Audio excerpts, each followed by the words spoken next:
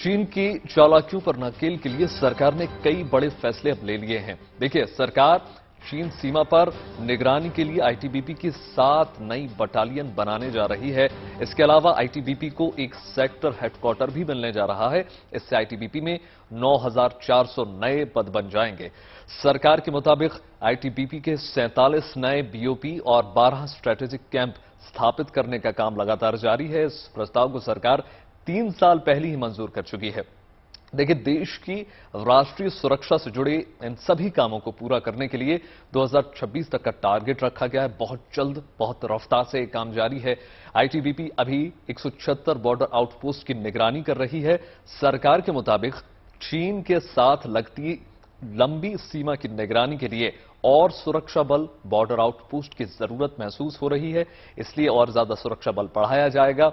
सरकार ने लद्दाख की ऑल वेदर कनेक्टिविटी के लिए सिंकुला टनल की भी अब मंजूरी देती है। एक और रास्ता अब सुगम होने वाला है। सरकार सीमा से सटे 2,662 गांव में टूरिज्म को बढ़ावा देने के लिए भी बड़ा प्लान तैयार कर रहा है, जिससे कोने से कोने तक हिंदुस्तानी जा सकें और हमारे जवान मुस्तैदी से खड़े रहें। साथ ही सरकार की योजना बॉर्डर के गांव तक 24 घंटे बिजली पहुंचाने की भी है, जिससे किसी भी प्रकार की कोई समस्या ना हो। इसने जनवरी 2020 में, अगर आपको याद होगा, आईटीबीपी के 47 नए बॉर्डर आउटपोस्ट की स्थापना के लिए अनुमति भी दी थी और 12 स्टेजिंग कैंप्स की स्थापना को भी उस समय अनुमोदित किया था। और इन नए बीओपीज और स्टेजिंग कैंप्स के निर्माण की कार्य प्रगति पर है। और जब इन बीओपीज और स्टेजिंग कैंप्स के डिप्लॉयमेंट के लिए अतिरिक्त बल की आवश्यकता भी है, जिसके लिए 7 नई बटालियन को रेस करने का आज निर्णय किया गया है।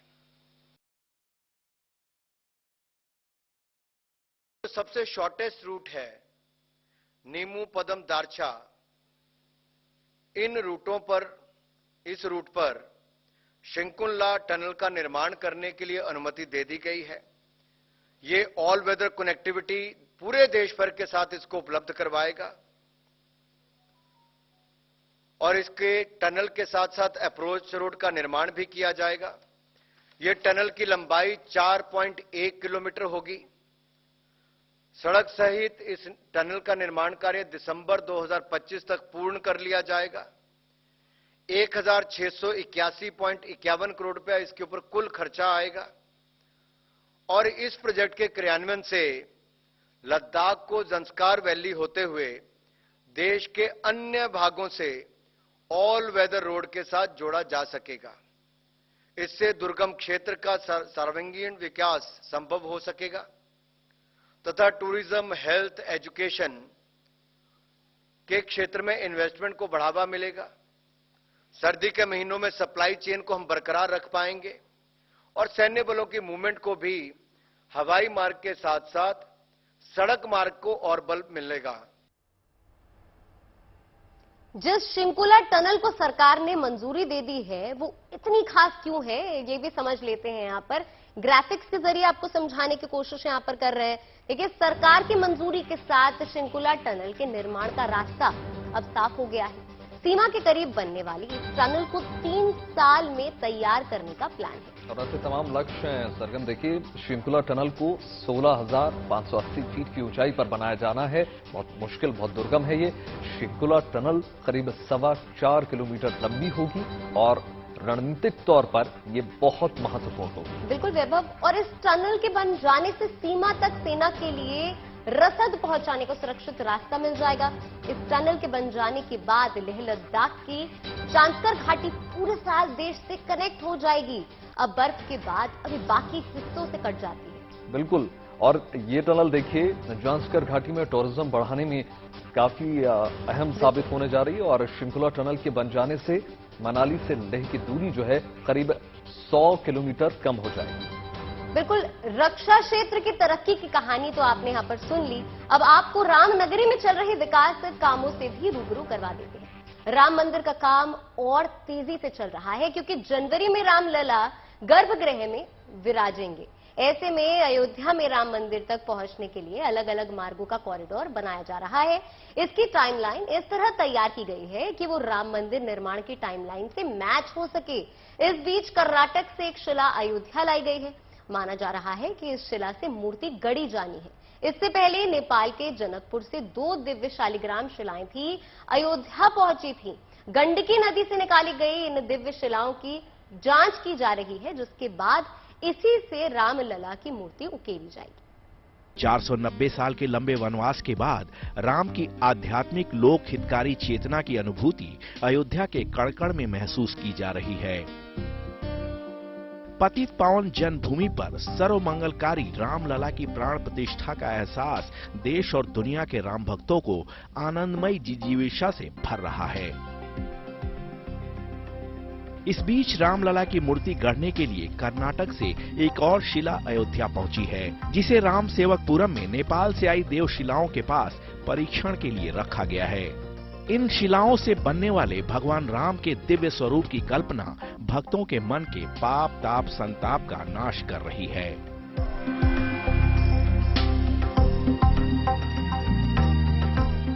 इन सब के बीच अयोध्या में भव्य दिव्य अनुपम अलौकिक राम मंदिर का निर्माण कार्य तेजी से चल रहा है। श्री राम मंदिर तीर्थ क्षेत्र ट्रस्ट का कहना है कि दिसंबर 2023 तक फर्स्ट फेज का काम पूरा हो जाएगा। प्रथम तल का निर्माण कार्य मुकम्मल हो जाने के बाद जनवरी 2024 में मकर संक्रांति के बाद भगवान भास्कर जब दक्षिणायण से उत्तरायण हो जाएंगे, उसी समय मंदिर के गर्भगृह में रामलला की मूर्ति में प्राण प्रतिष्ठा की जाएगी। हर काम को इस रूप में देखा जा रहा है कि ये कार्य किसी भी प्रकार अक्टूबर 2023 तक पूरा हो, ताकि हम प्राण प्रतिष्ठा का निर्णय कर सके।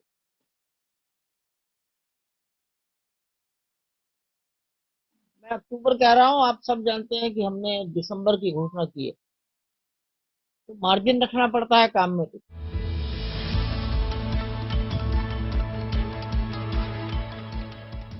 राम की अवतार भूमि अयोध्या में पाप विमोचन मंदिर के निर्माण कार्य के साथ भगवान के अनादि धाम के कायाकल्प का काम भी तेजी से चल रहा है। राम मंदिर के निर्माण के साथ ही अयोध्या और आसपास के क्षेत्रों को ऐसे विकसित किया जा रहा है जिससे यहां आने जाने वाले भक्तों को त्रेता युग की दैविक स्वर्गिक अनुभूति हो सके।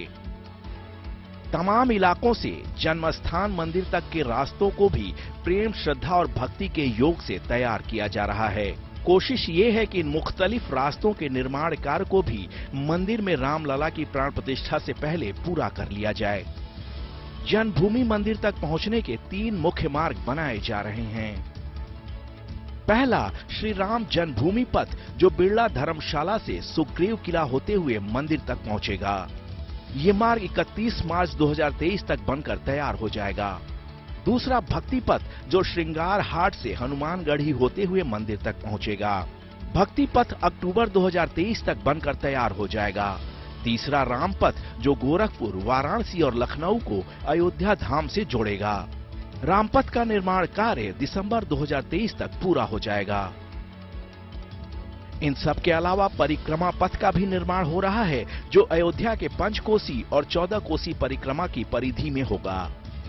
84 कोसी परिक्रमा मार्ग को विकसित करने की योजना पर भी काम शुरू हो गया है, जो अयोध्या के आसपास के 3 जिलों से होकर गुजरता है। इस परियोजना में श्री राम से जुड़े उन स्थानों को धार्मिक कलेवर के साथ विकसित किया जाना है, जिसका उल्लेख रामायण में मिलता है। मंदिर का जो आर्किटेक्ट है, मंदिर के जो आर्किटेक्ट हैं, उनसे समन्वय स्थापित करते हुए यहाँ का रोड का डिजाइन हम लोगों ने कराया है और उनके संवाद हम लोग का कायम है और इसके माध्यम से हम लोगों ने प्रयास किया है कि एक पूरा यूनिफॉर्मिटी रहे और उसी के मर्यादा के अनुकूल रहे, उसी के अनुसार हम लोग रोड उसका बना रहे हैं। सनातन धर्म के अनमोल ग्रंथों में अयोध्या की अमित महिमा गाई गई है। कहा जाता है कि समूची धरती के अंदर जो गुरुत्वाकर्षण बल यानी ग्रेविटेशनल फोर्स है, वो ससीम पिंड को अपनी ओर खींच लेता है। लेकिन अयोध्या की धरती के गुरुत्वाकर्षण बल में इतनी शक्ति है कि उसने असीम परमात्मा को अपनी ओर खींच लिया। उसी अयोध्या में 490 साल बाद दोबारा रौनक लौटी है। आज अयोध्या के कण कण श्रद्धा और भक्ति की ऊर्जा से लबरेज हैं। अयोध्या से Balbir Singh, good news today. तो चलिए अब आपको भक्ति के भवसागर में डूबे बिजनौर की तस्वीरें दिखा देते हैं। महाशिवरात्रि के लिए भोले के भक्त गंगा जल लेने के लिए निकल पड़े हैं। शनिवार को महाशिवरात्रि का पर्व है। इससे पहले लोग हरिद्वार से जल लेकर अपने अपने घरों को लौट रहे हैं ताकि वो जो है शिवरात्रि पर अपने आराध्य का गंगा जल से अभिषेक कर सकें। इन कांवड़ियों की सुविधा और सुरक्षा का ध्यान रखते हुए पुलिस भी पूरी शिद्दत के साथ जुटी हुई है।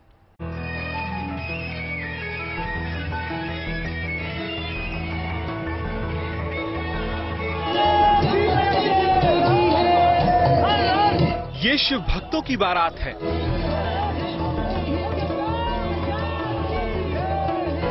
जो भक्ति के सुरूर से सराबोर होकर कांवड़ लिए आगे बढ़े जा रहे हैं, बिना रुके बिना थके अपने आराध्य का नाम जपते चले जा रहे हैं।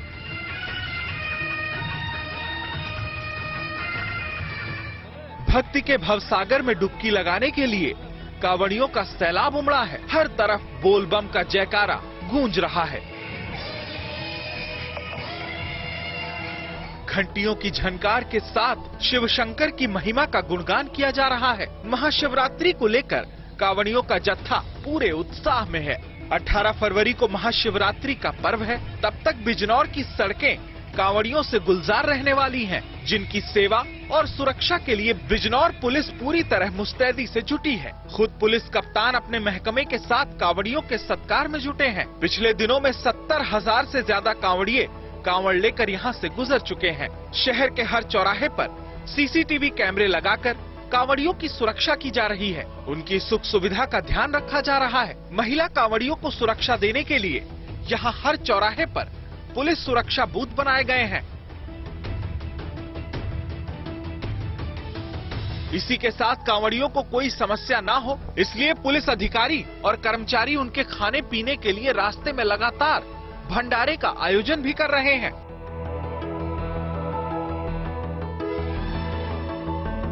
कांवड़ियों के आराम के लिए पंडाल भी लगवाए गए हैं। Sanjeev Sharma, Bijnor, good news today.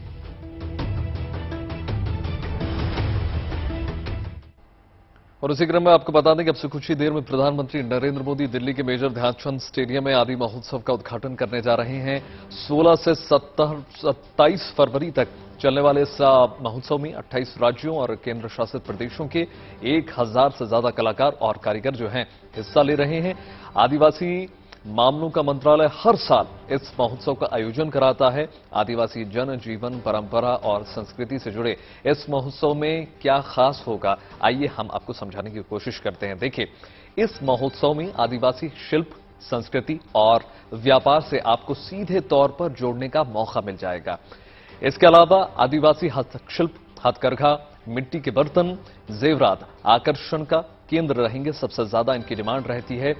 13 राज्यों के आदिवासी रसोइये मिलेट्स यानी मोटे अनाज में जायके का तड़का लगाने जा रहे हैं, जिसमें रागी हलवा, कोदे की खीर, मांडिया सूप, रागी बाड़ा और बाजरे की रोटी, बाजरे का चूरमा, मंडुए की रोटी, भेल कश्मीरी रायता, कबाब, रोगन जोश का जायका खास तौर पर आपको देखने को मिल जाएगा। तमिलनाडु, गुजरात, मध्य प्रदेश, राजस्थान, झारखंड, छत्तीसगढ़, जम्मू कश्मीर के आदिवासी जायके का आनंद आप भी उठा सकेंगे। ये इसकी विशेषताएं रहेंगी। 200 से ज्यादा स्टॉल्स पर देश भर की जनजातियों की समृद्धि और अनूठी विरासत को प्रदर्शित किया जाएगा। संयुक्त राष्ट्र ने भारत सरकार के प्रस्ताव पर इस साल को अंतर्राष्ट्रीय मोटा अनाज वर्ष घोषित किया है। ऐसे में देखिए, इस महोत्सव में आदिवासियों की ओर से उगाए गए मोटे अनाज को प्रदर्शित करने पर विशेष तवज्जो रहने वाली है।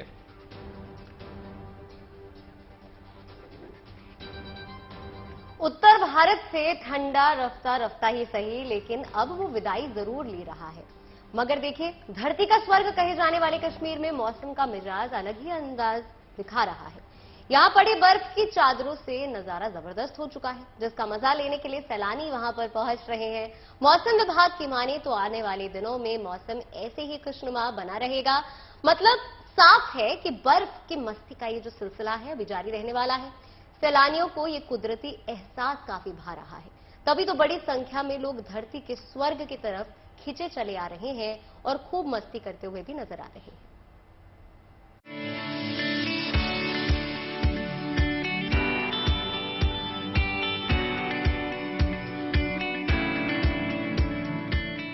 उत्तर भारत में जब पारा ऊपर चढ़ रहा हो तो फिर ऐसे नजारे दिल में लालच जगा देते हैं। तो क्या आम और क्या खास, कोई भी इनमें खो जाना चाहेगा। तभी तो देखिए किस तरह राहुल गांधी भी हो गए हैं यहाँ।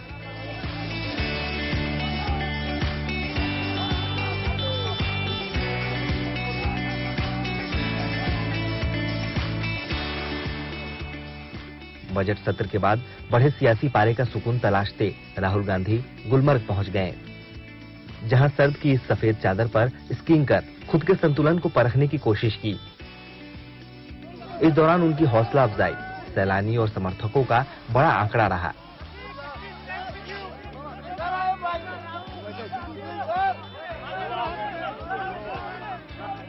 यूं तो राहुल गांधी अपनी भारत जोड़ो यात्रा को कश्मीर में पूरा कर चुके हैं, लेकिन तब इस इत्मीनान से घाटी के इस सुकून के दीदार उन्होंने नहीं किए थे।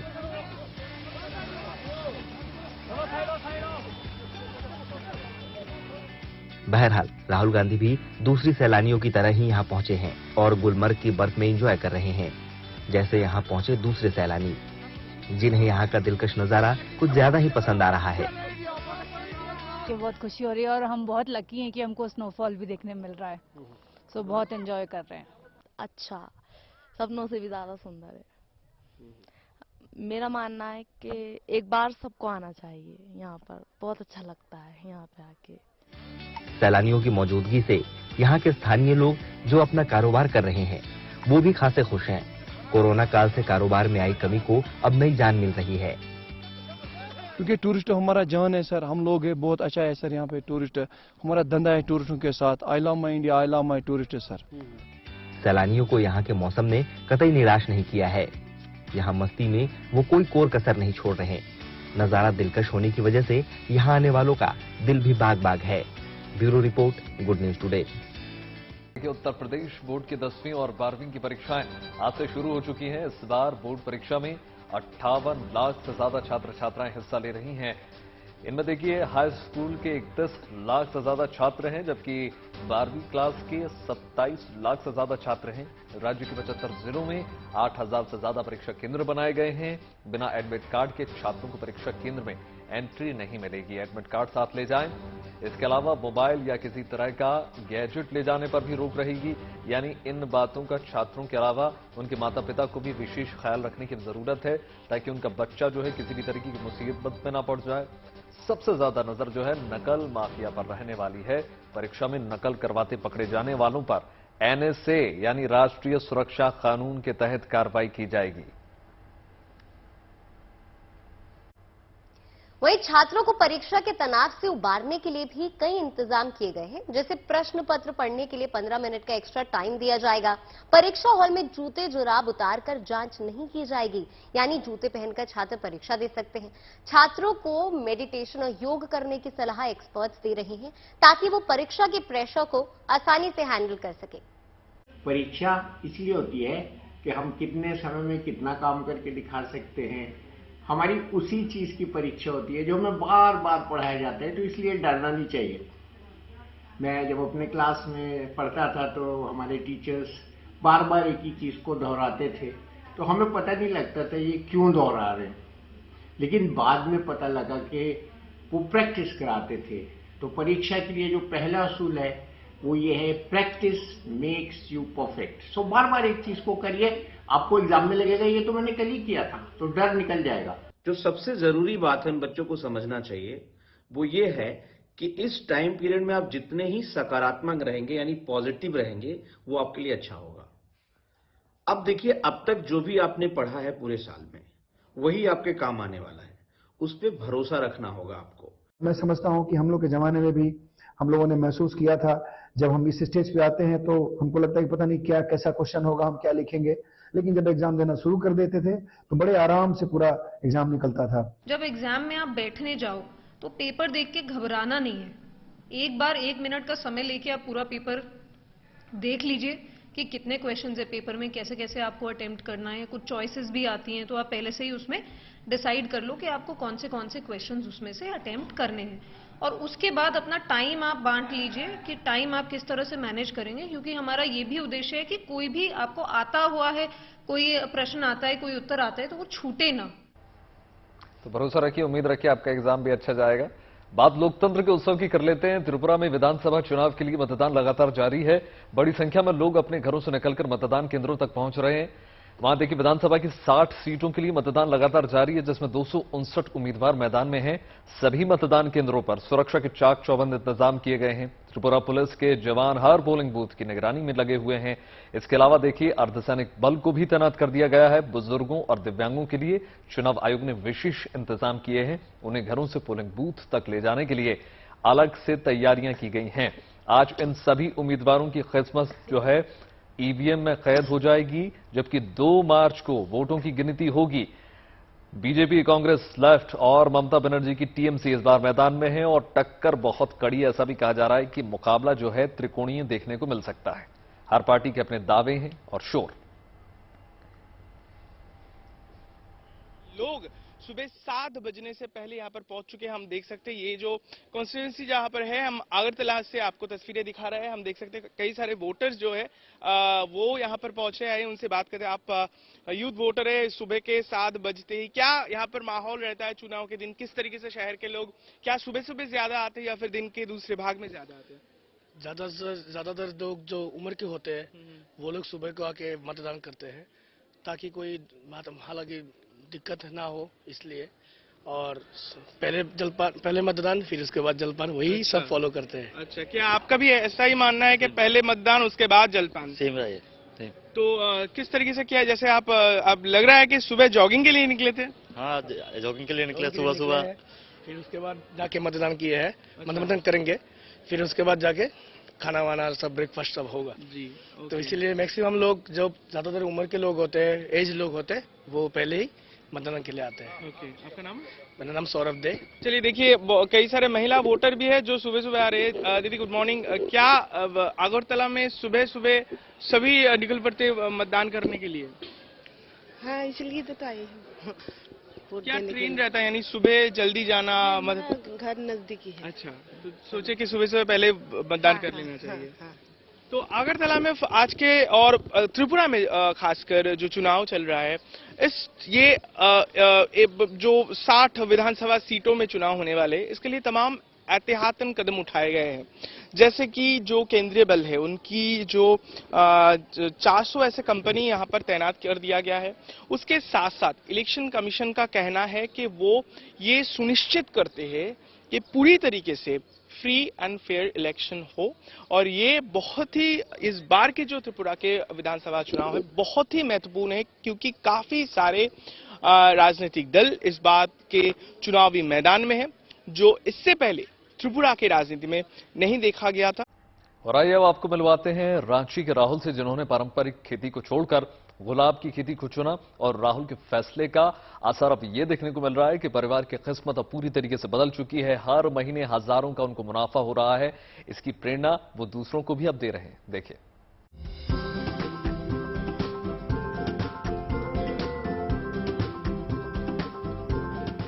दूर तक निगाह में गुल खिले हुए, थोड़ा सा बदलते हैं गुलाब खिले हुए।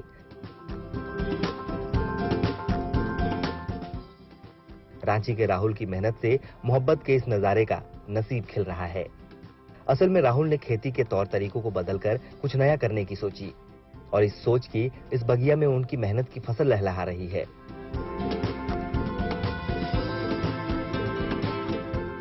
नगड़ी के रहने वाले राहुल ने गुलाब की खेती शुरू की, तो उन्होंने डच गुलाब लगाने का फैसला किया। आज इससे होने वाले मुनाफे ने उनका हौसला बढ़ा दिया है। राहुल को भी लगने लगा है कि रोजगार के नाम पर सिर्फ नौकरी करने वाले अगर स्वरोजगार की सोचे तो शायद आय के स्रोत में इजाफा कर सके।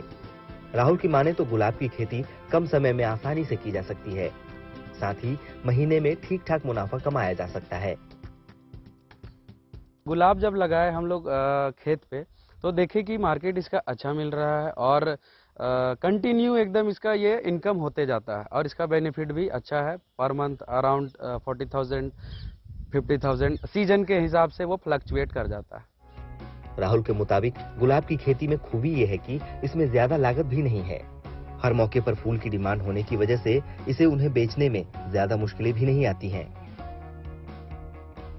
राहुल के पिता ने खेतों का इस्तेमाल मौसमी सब्जियां या दूसरी फसलों को उगाने के लिए किया है, लेकिन राहुल ने जब गुलाब की खेती करने का फैसला किया तो इसमें उन्हें अपने पिता का भी साथ मिला। हमारा एक मन बना कि देखते हैं हम भी फूल लगा के कि ओपन में हम फूल को कैसे इसको कर पाते हैं। होगा तो इसको बृहद पैमाने पे किया जाएगा। इसी तरह इसी को उद्देश्य में रखते हुए जब वो भी पढ़ाई लिखाई को थोड़ा सा ही किया तो हम बोले कि ऐसा करो, लगाओ, दोनों मिल के लगाते हैं, चलो कह के तो वही फिर लगाए तो बढ़िया फूल हुआ। झारखंड की पहचान खनिज उत्पाद प्रदेशों में है, लेकिन अब वो खेती किसानी में भी नाम कमा रहा है। जाहिर है इसके पीछे राहुल जैसे युवाओं की सोच है। रांची से Ashok Kumar, good news today. Uttar Pradesh के सोनभद्र जिले में मौजूद फॉसिल पार्क को पर्यटन स्थल और वर्ल्ड हेरिटेज के तौर पर विकसित करने की तैयारी जो है वो शुरू कर दी गई है। ये दुनिया का दूसरा सबसे बड़ा फॉसिल पार्क है जहां मौजूद जीवाश्म 140 करोड़ साल पुराने हैं। जाहिर है ये पार्क दुनिया भर के जियोलॉजिकल वैज्ञानिकों के लिए आकर्षण का केंद्र है।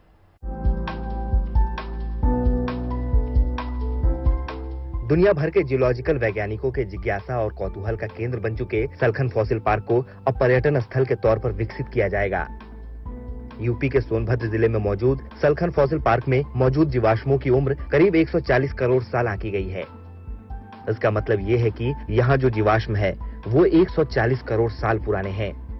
जाहिर है इन जीवाश्मों पर गहन शोध करके धरती पर जीवन के विकास क्रम को समझने में मदद मिलेगी। जियोलॉजिकल सर्वे ऑफ इंडिया के जॉन ऑर्डन ने ब्रिटानिया हुकूमत के दौर में साल 1933 में इसकी खोज की थी, लेकिन आजादी के बाद इसके महत्व को एक तरह से भुला दिया गया। लेकिन सोनभद्र जिला प्रशासन ने एक बार फिर इसकी सुध ली है और दुनिया के दूसरे सबसे बड़े फॉसिल पार्क को पर्यटन स्थल के तौर पर विकसित करने का फैसला किया है। निश्चित रूप से सलखन फॉसिल पार्क है, ये सोनभद्र को जो विश्व का मानचित्र है उस पर अंकित करता है। यहाँ का पूरे वर्ल्ड लेवल पे ये चीज फेमस है। सलखन फॉसिल पार्क जो है येलोस्टोन नेशनल पार्क के बाद दूसरे नंबर पे मतलब सबसे बड़ा फॉसिल यहाँ पे है। उसके लिए बहुत सारे साइंटिस्ट और बहुत सारे फॉरेन टूरिस्ट भी सोनभद्र आते हैं और बड़ी संख्या में आते हैं। और इस चीज को और बेहतर बनाने के लिए जो टूरिस्ट लोगों की डिमांड है उनके लिए यहाँ पे हम लोगों ने प्लान बनाया है। टूरिज्म डिपार्टमेंट और डायरेक्टर टूरिज्म से बात करके एक प्लान भेजा भी गया है, जिसमें मूलभूत सुविधाएं जो पर्यटकों के लिए होनी चाहिए, अच्छे वॉशरूम्स, टॉयलेट, बैठने की व्यवस्था, अगर बच्चे हैं तो उनके खेलने के लिए वहां पे एक किड्स सेक्शन। 18 अगस्त 2002 को सोनभद्र जिले के तत्कालीन जिलाधिकारी ने सोनभद्र फॉसिल्स पार्क के रूप में इसकी स्थापना की थी। 7 दिसंबर 2002 को दुनिया के कई देशों के वैज्ञानिकों ने यहाँ का दौरा किया और इसे दुनिया के लिए अमूल्य धरोहर बताया और अब इस अमूल्य धरोहर को विश्व हेरिटेज में शामिल करने के लिए प्रयास शुरू कर दिया गया है। दरअसल सोनभद्र में पाए जाने वाले फॉसिल्स जीवन की उत्पत्ति और मानव सभ्यता की कहानी को बयां करते हैं। यहाँ मौजूद फॉसिल्स को देखकर ये अनुमान लगाया जा सकता है कि पृथ्वी की रचना में सबसे पहले पानी था, उसके बाद वनस्पति और जीव जंतुओं ने जन्म लिया होगा। जाहिर है सलखन फॉसिल पार्क में वर्ल्ड हेरिटेज साइट के तौर पर विकसित करने की पूरी संभावनाएं मौजूद है। सलखन फॉसिल पार्क एक ऐसा है जो सोनभद्र को भारत ही नहीं विश्व लेवल तक इस चीज को अंकित करता है। इसको आगे आने वाले समय में ये वर्ल्ड हेरिटेज साइट या इस तरह की जो चीजें हैं उन पे भी अंकित करने की डिमांड रही है, तो उसके लिए भी प्रस्ताव भेजा जाएगा और हम लोग कोशिश करेंगे कि अच्छे से अच्छा यहाँ पे व्यवस्थाएं हों ताकि जो वर्ल्ड लेवल जो हमारे फॉरेन टूरिस्ट से लेकर डोमेस्टिक टूरिस्ट जो आ रहे हैं उनको अच्छी सुविधाएं मिले और इसको और अच्छे तरीके से लोग देख सकें और इसकी जो यूनिकनेस है उसको अप्रिशिएट कर सकें। अब अगली खबर की बात करते हैं जो मुंबई से आ रही है। देखिए मुंबई में झुग्गी झोपड़ी में रह रहे युवाओं के लिए आर्ट फेस्टिवल का आयोजन किया गया है। खासकर गोंडवी इलाके के युवा इस फेस्टिवल में हिस्सा ले रहे हैं और अपनी कला से लोगों को रूबरू करा रहे हैं। देखिए इस मंच इन कलाकारों को अपने सपने को साकार करने में मदद करने का मौका देता है, उनको एक प्लेटफॉर्म देता है। देखिए हमारी खास रिपोर्ट।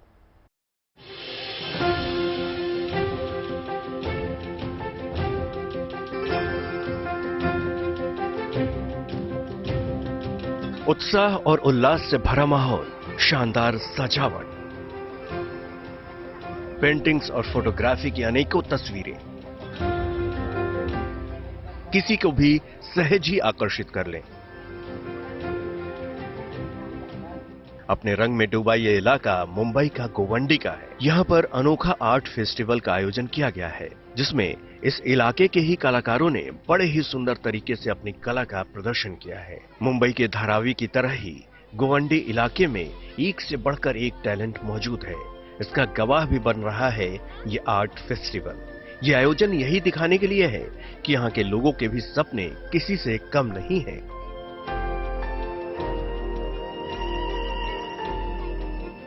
मुंबई को सपनों का शहर माना जाता है और इस शहर में सपना पूरा करने के लिए लोग बहुत मेहनत करते हैं। ऐसे में भले ही मुंबई में जगहें छोटी हों, मगर लोगों के सपने बहुत बड़े हैं। मुंबई में ऐसी कुछ जगहें हैं जहां से लोग टैलेंट की खदान लेकर बाहर निकलते हैं। एक तो मुंबई का धारावी इलाका, जो एशिया का सबसे बड़ा स्लम माना जाता है, जहां से बहुत सारे लोगों ने अपने सपने संवारे हैं, अपने सपने पूरे किए हैं। वहीं मुंबई का एक और इलाका है जहां पर लोग जाने से कतराते जरूर हैं, मगर यहां से भी बहुत सारे टैलेंट जो है वो बाहर आते हैं। मुंबई को सपनों का शहर कहा जाता है और गोवंडी के 45 युवाओं ने इस आर्ट फेस्टिवल के जरिए अपने सपनों को हकीकत बनाने की कोशिश की है। उन्होंने 6 महीने तक कुशल कलाकारों की देखरेख में अपनी कला को निखारा है। बच्चों और यूथ ने पिछले 6 महीने में बहुत ही मेहनत करके की हुई है और ये आसान चीज नहीं है। ऐसे कठिन कम्युनिटी में आके जहाँ पे बच्चों के लिए रोज कोई ना कोई मतलब चैलेंजेस होते ही हैं, लेकिन वो रेगुलरली हफ्ते में 2 बार आर्टिस्ट के साथ बैठ के बहुत कुछ सीखे और नई नई कहानियां बनाई, नए आर्ट बनाए। 15 फरवरी से गोवंडी आर्ट फेस्टिवल का शुभारंभ हुआ है, जो 19 फरवरी तक चलेगा। सभी कार्यक्रम रोज दोपहर 3 बजे से रात 8 बजे के बीच होंगे। इस महोत्सव में फिल्म निर्माण, लाइव रैप, थिएटर, संगीत, फिल्म स्क्रीनिंग, पेंटिंग्स और फोटोग्राफी का प्रदर्शन किया गया है। एक एक पेंटिंग्स, एक एक फोटोग्राफ और इस आयोजन में दिख रहा हर आर्ट जिंदगी की दौड़ में आगे निकलने की कोशिश है, जो यहाँ के बच्चों और युवाओं ने देखी है। सपनों की नगरी में अपने सपनों को साकार करने में यहाँ के लोगों ने हर वो कोशिश की है जो उनको एक नया मुकाम दिला सके। कहते हैं ना कि कला किसी की मोहताज नहीं होती। कुछ यही हाल इस आर्ट फेस्टिवल में अपनी कला का प्रदर्शन कर रहे गोवंडी के कलाकारों का है। पारस धामा, मुंबई, गुड न्यूज टुडे।